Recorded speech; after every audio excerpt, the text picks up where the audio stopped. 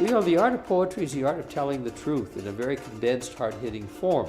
An old definition that I've always liked about poetry is that when the poem stops, you should go through the windshield.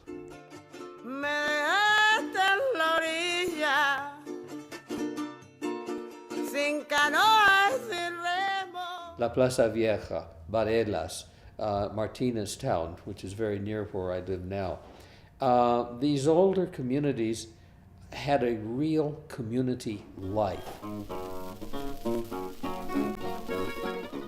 Old Town, for example, the square, the plaza, was a gathering point for people who would later be called resolaneros.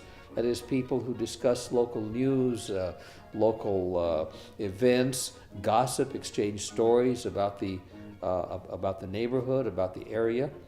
And I think the United States really, really needs a dose of community.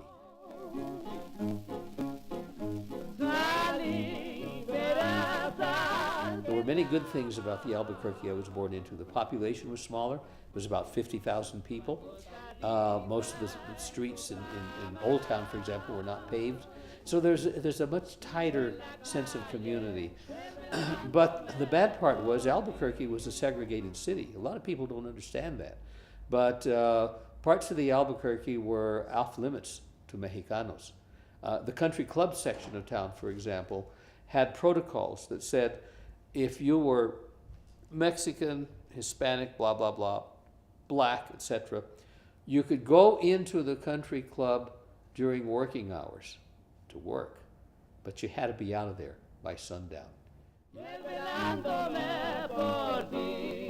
Somewhere I've written, I've said, I became a rebel, not by reading Karl Marx or Trotsky or Lenin. I became a rebel by watching a game of golf at the Albuquerque Country Club when I was a little boy. After that, my politics were always way left of center, ever since then. And that's true. That's very true. Dame un abrazo.